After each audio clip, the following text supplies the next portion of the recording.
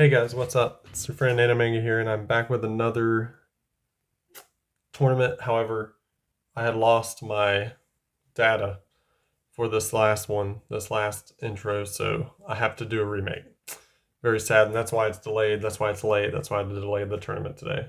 But here we are at Fortune Cup, the biggest tournament probably in like a lot of tournaments. I can't keep up with all of them, but probably since Battle City, this is the biggest one, or Promation for GX. So the synopsis is our group is saved, then swiftly kidnapped by Beatrix, from the Robo City. She takes them back to Cash and the collective for punishment. Cash just laughs and decides to entertain himself by placing the former king and his pals against the current king of games, Max Pegasus, and his crew, which is known as the Four Horsemen. And the biggest, I know, cool group name, right? And his crew in the biggest tournament since Battle City. Oh, I put that too. I forgot that. Can they end the Master's reign? Oh, also, Justice gets knocked back to his senses by Sky with a frying pan. I had that down, but I lost it, sadly. I know, sad. So we're going to start with Nitrail's crew. His lore is for Christopher Shadow first. After that wacky disaster at Robotown, Chris and his friends thankfully escaped with the other dragons, unfortunately separated from the rest of the heroes, such as Lee and everyone else, and finding out they were being taken to Cash. They tried following to where they went, but ended up at the Fortune Cup. And things turn ridiculous as now Chris and group is now caught up in the Fortune Cup, but more like barging in. What was supposed to be another rescue mission turns into a ridiculous mess. Though Chris hopes Jack isn't too mad that his dragon is now small and cutely clinging to Chris's head while he tries to duel on the sector security duel runner he borrowed earlier.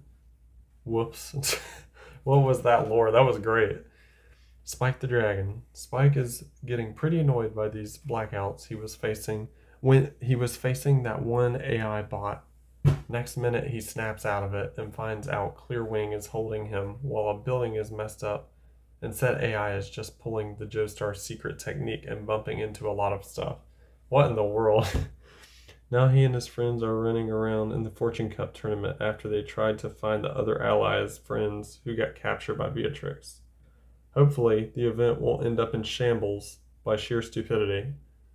Well, not too much, since Jack tried to duel Spike in an exhibition duel, only for it to not end well for Jack, as due to shenanigans, Jack is flying off into the sky on his duel runner somehow, while shouting, I don't know. I don't watch the Japanese version. I've never have. How about it just says, you shy? No, I'm just kidding. Oops, well, here's hoping Spike gets to have some fun on a strange dual runner during all of this. Smolder. After Chris and his buddies comically barged into the Fortune Cup, like his truck, camper, literally riding into the stadium, bursting through. Now everyone is just caught up in the mess at the Fortune Cup. Smolder happens to end up sneaking into the cheerleader squad for the cup, totally not using this as an excuse to just look cute in a cheerleader outfit again. Oh gods, she's beating up duelists again like at the academy. She hopes she can have fun while they all try to get the other heroes out of this mess Beatrix got them into. Let's all blame Beatrix, sure. Ocelus. Now back with their original pick, their original self. After she got her memories back, Ocelus feels a little embarrassed, but cutely eeping when Spike was admiring her dragon form. Now that Chris and Co. ended up reaching the Fortune Cup with more shenanigans happening, she ends up in some duels. She hopes she might show off what she learned from Helena and hopefully help her out.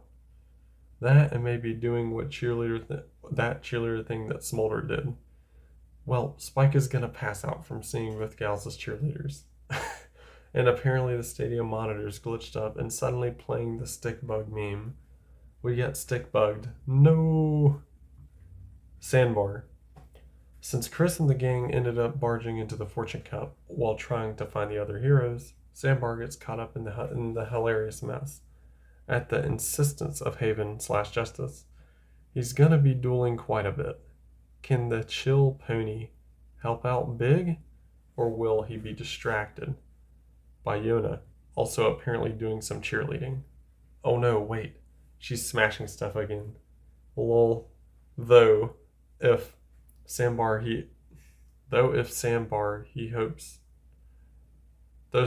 hopes he won't brick like in Primation. Okay, that makes sense. Something was very fishy when it happened. Guess Sandbar is starting to understand something about duelist pride. Yeah, because he's mad he lost. Garble. I personally think has your best chance of winning this tournament, Night Trail. Just my opinion.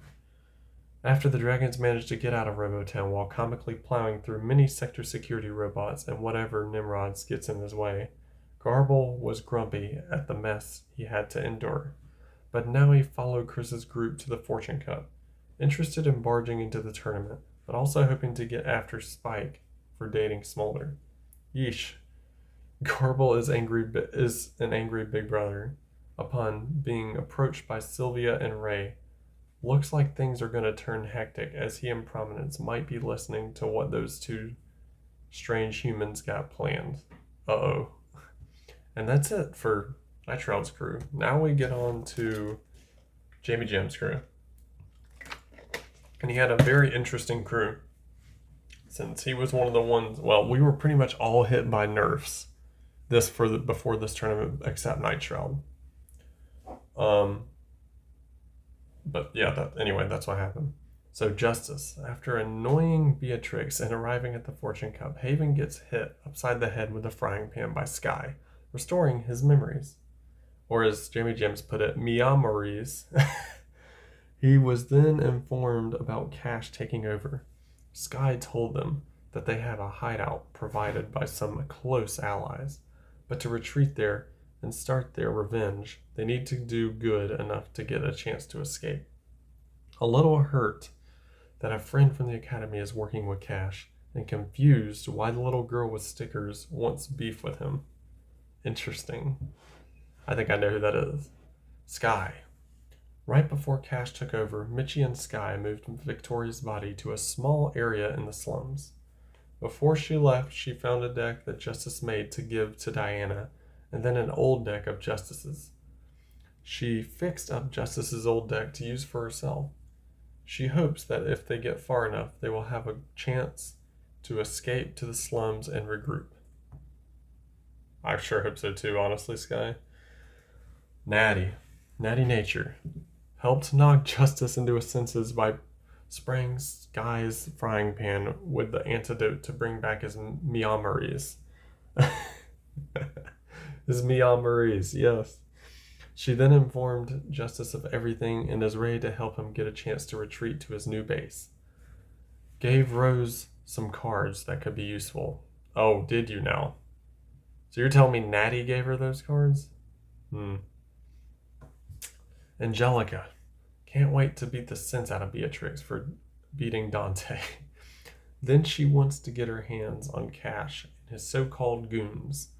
Doesn't understand why she can't just shoot Cash and get this all over with. Yeah, I know. Kind of like she did Darts. It could just happen again with a much less scary villain. Rosaria. Remember Rosaria Blaze, the Night Girls? A big fan of Natty Nature. She even got a card from her and got a really strong card from Justice. Yes, she sure did. She is ready to protect Justice and get him to the new base. Samantha Smart. Ugh, Samantha's back. Had to revamp her deck. She feels weak and was sad that she couldn't stop the takeover. But Justice before the tournament talked to her, saying she's stronger than she realizes. And she is ready to defend Justice again. Chiaki. Now we're on to Mitchell's 6. If I've been saying 5, I meant everyone has 6 characters. Upon graduating, Chiaki decided to find a career that lets her make use of her skills, which include mental training and martial arts. Daphne Dalko introduced her to Maya Noche, a pro wrestler from Mexico, thinking that pro wrestling would be a good outlet for Chiaki to utilize her martial arts. Chiaki later met up with Maya Noche, who had Chiaki spar with another wrestler named Alora Irwin, whom Chiaki easily bested. Chiaki also defeated the two of them in Duel Monsters duels as well. Maya then invited Chiaki to join the DRAW, Dynamic Real Action Wrestling, women's division, with Maya herself being the current Draw women's champion. Nice. Chiaki, Maya, and Alora are now for the Fortune Cup. Nice reference, Mitchell. Are now here for the Fortune Cup, which happens to be at the same stadium where Chiaki first met up with Maya. Now, oops, am I right? Yeah. Maya Noche. Isn't that Maya, or is this Maya? No, that's Alora. Maya Noche. Maya is a goth luchadora, a female Mexican wrestler, reminding me of Mucha Lucha. She is the little sister of Antonio Noche, better known by his stage name Titan, who was one of the Shadow Riders. What? Oh yeah, he told me about this, that's right. Maya didn't even know her father became a Shadow Rider until Chiaki told her about it. I always thought of him more of a Phantom of the Opera reference than an Undertaker reference. And wants to find out who convinced him to become number one. To become one. What a... Sorry. He's a Shadow Rider, and she wanted to find out who convinced him to become a Shadow Rider to become one. Chiaki mentioned a Neptunian named Darius Brago and an alchemist named Amnel. Maya would love to beat the crap out of these two individuals, but one is back on Neptunia and the other turned to dust when he was defeated. He sure did. Maya hopes Darius returns to home at some point so she can pummel him. Wait, wasn't Banner in a tournament after that? He did not turn to dust, actually. I'm pretty sure I kept him alive, didn't I? Wasn't he in a tournament after that? Well, decide for yourself. I guess it's up to interpretation. Chiaki told Maya that her stepsister, Manon, has an item that can bring Titan back from the Shadow Realm. We do not need Titan back, as Maya seems to miss her brother. Why do we always need to bring everyone back? Alora Irwin. Alora is an Australian pro wrestler and the total opposite of the gothic Maya Noche. She's always bright and sunny. Some of her relatives back in Australia are conservationists, and her Aussie boyfriend Jim has a pet crocodile named Shirley. A chunk of the profits from Alora's wrestling matches go to her relative Zoo back home, which Jim works at as well. Alora became a pro wrestler after wrestling with wild animals for years. Since Maya is the current Draw women's champion, Alora offered to be Chiaki's trial opponent to see if Chiaki has what it takes to be a pro wrestler. Chiaki, of course, flattened her with these. Alora actually figured Chiaki has a better chance to win the belt from Maya than she does. The three of them are also hoping to snag the Queen of Games title in the Fortune Cup, or the Princess of Games, whichever y'all want, as that would bring more glory and attention to DRAW, and possibly leading to more people joining the outfit as wrestlers. The more wrestlers Draw has, the bigger draw it gets. Get it? Anyway, the bigger the company gets, and as it grows, the salary paid for its wrestlers will grow as well. Michael Uriel is back, his insert OC. Michael is glad to see Chiaki again when he arrives at the Fortune Cup Stadium. He knew she was training to be a pro wrestler, and as she had told him much when he contacted her to see if she wanted to go to join Uriah as an agent. Chiaki does admit that her martial arts skills and high intelligence would make her an excellent super spy. So she gives Michael permission for Uriah to contact her for missions. Michael is hoping to become the new king of games, so he can be famous for something other than being the first son. He also knows that him being king of games would bring more people to the Lazy Days Spa and Hannah's Pizzeria. Wisteria. Wisteria is next. Wisteria wants to be queen of games for the same reasons as Michael wants the crown for. She is also surprised that Chiaki became involved with Draw, as the wrestling's as the wrestling outfit's headquarters is in Rambek Town, which is where the Raziel family lived prior to the Raziel parents' deaths. Wisteria sold the Raziel house not long after she and Pearl lost their parents. As Michael offered her and Pearl a place at the Uriel mansion in D.C. with him, Alice, William, you mean the White House? Alice, William, Meredith, Angela, and Victor, the Gabriels, also moved from their house in Liaison City after Mrs. Gabriel's death and into the Uriel mansion. Wisteria thought that DRAW had gone belly up after Zero Reverse happened. So she's glad that the wrestling outfit is still standing. Wow, a lot of wrestling references this video. Darius Braga, who we have not seen in a very long time, and his deck is completely unchanged. So we'll see how good he can actually do with a GX era deck. Darius heard a tournament was happening on Earth to determine the new king or queen of games, or princess of games. So he rocketed back to the planet to enter it. After graduating, he chased Gunther into space to prevent him from reaching Neptunia. After causing Gunther to crash land on Europa, one of Jupiter's moons, Darius returned to Neptunia to spend time with his parents. Now that he is back on Earth, Darius is ready to become king of games. He also took notice of a cute goth chick hanging out with Chiaki. But when he told this girl his name, she started wrestling with him and seemed very angry at him. Darius overheard her mention the Shadow Riders, and pieces together her being Titan's little sis.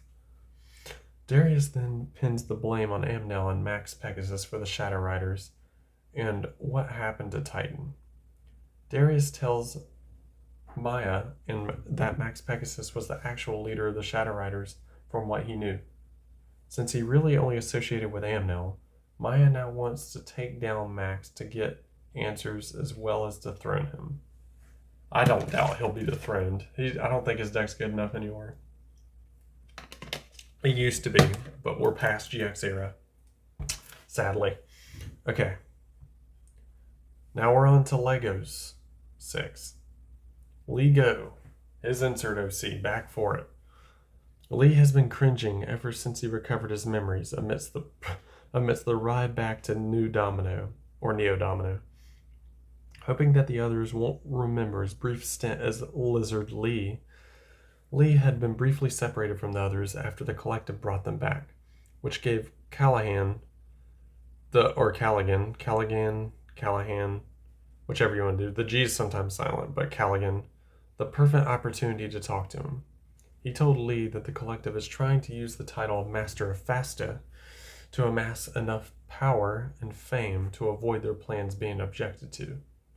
After all, in a world that revolves around dueling like this one, the general populace will follow the number one duelist's opinion, even if that opinion is to support the overthrowing of their king and the instatement of a new rule by the richest corporations in the city.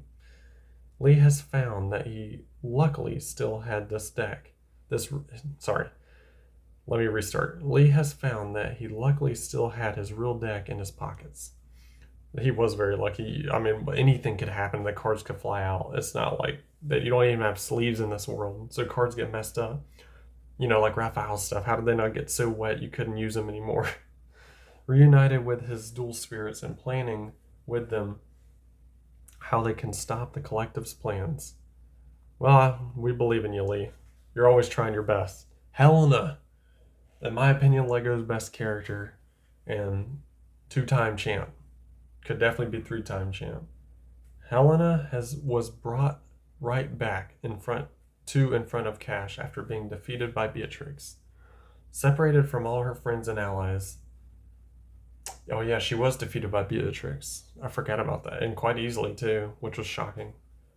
Cash was glad to see his daughter return to him, in quotations.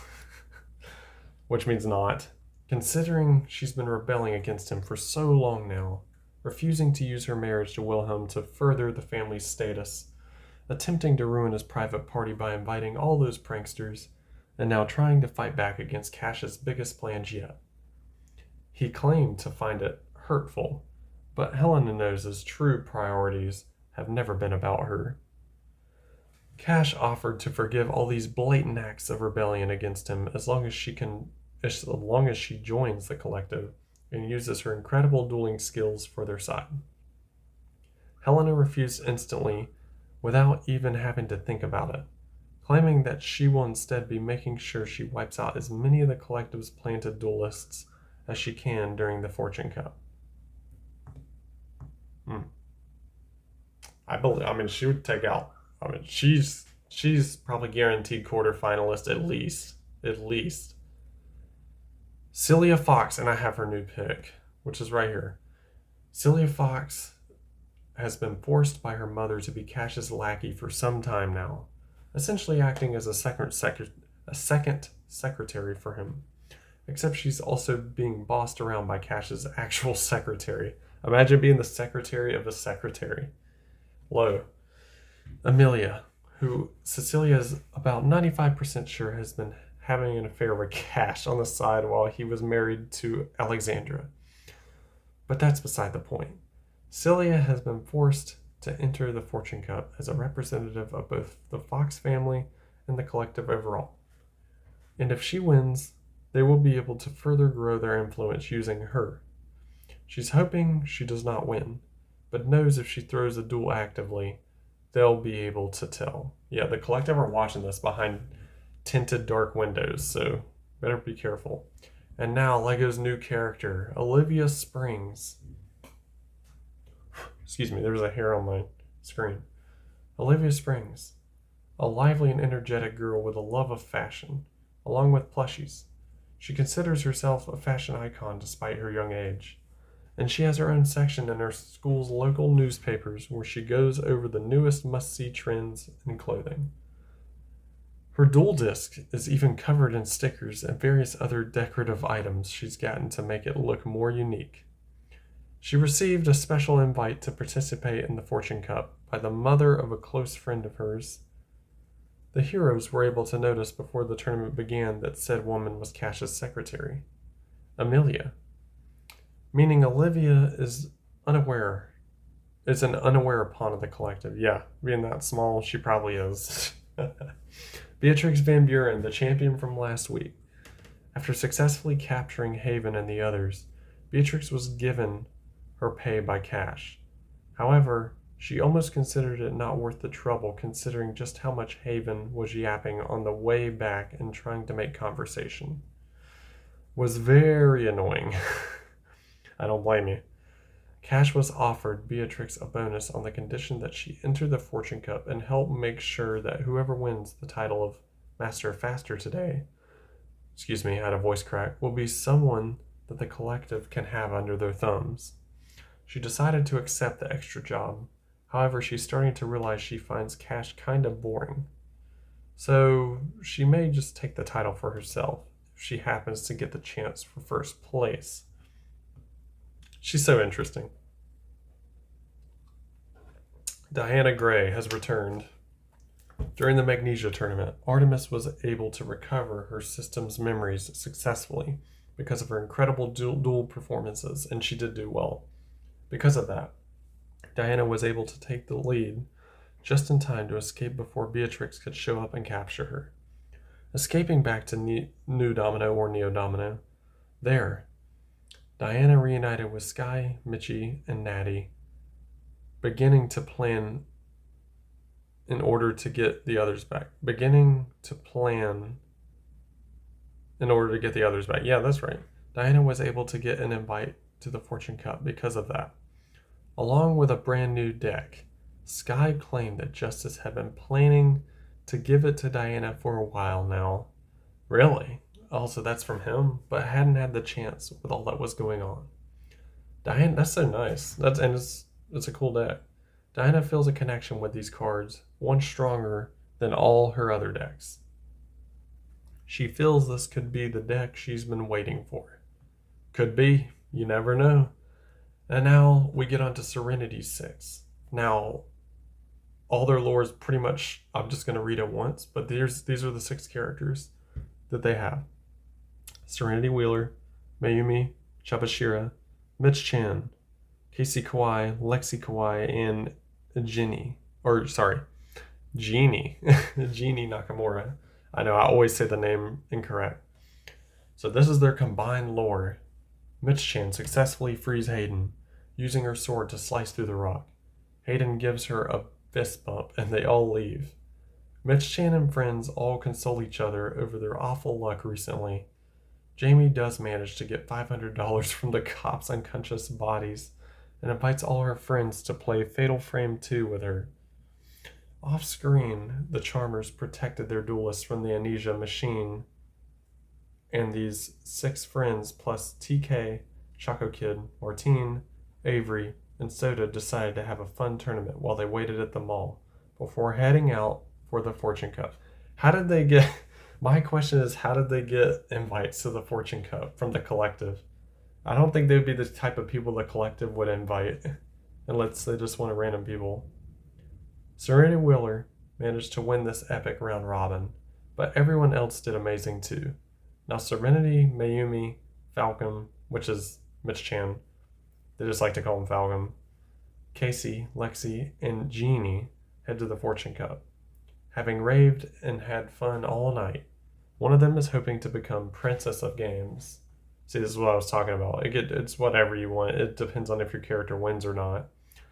And now that's their 6. Now we're on to my 6, the final 6. We start with Zane Truesdell, which is right here. Zane Truesdell, the first member of the Four Horsemen. Having lived off his glory days of defeating the evil Shadow Riders for so long, he is enlisted by Max's crew after they dragged him out of a deep depression. Yes, he has his emo era even here, but it's a little bit different. They are known as the Four Horsemen of Neo Domino City in recent months. He especially wants to destroy justice once he hears he is in Fortune Cup, due to their history at the Academy, and especially in Promation. Crow Hogan. There he is. Crow Hogan, second member of the Four Horsemen. Also one of the Four Horsemen. A winged beast specialist dueler. He is mute and can't speak. Lets his dueling do the talking, though. He has been a member of Max's crew ever since Max defeated him in a duel off-screen. How did Max manage that? Crow runs Black Wings, one of the fastest and strongest archetypes. Third member, introducing the mighty Jack Atlas. Of course, in the anime, he was known as the Master Faster, but here he's just the third member of the Four Horsemen. Was beaten once off-screen by the mighty Max Pegasus. Looks up to him as an idol. Swears his allegiance to the Pegasus family in return for Max letting him become a horseman. See, so it's like a collective type of thing. Kind of like a more of a cult style. And they work for the collective. So if any of them win, including Max, that's the collective's victory, in my opinion. And now AT returns. That's my boy, my insert. Still stunned upon seeing the horror that was the puppeteer in his grandma's city. He's only now got the courage to go back outside because his gram smacked the fear out of him and told him to win back their city's respect and power from Lord Kaiba X, Cash, and the others. Martin returns. Remember Martin, this guy from the facility? Just as Lee is about to exit a dark hallway in the Kaiba Dome, a shadowy figure's hand grabs him. It is Martin, the man who Lee had briefly met in the facility. He sings a hymn for Lee and thanks Lee for his part in the breakout. He then asks, how is Novo these days? Lee is stunned all of a sudden as his necklace moves in Martin's general direction. Who are you? Lee asks. Martin smiles and asks where Novo is, or else. Lee does not answer from being uncertain. Martin wishes him luck and claims he already has a scent on Novo anyway.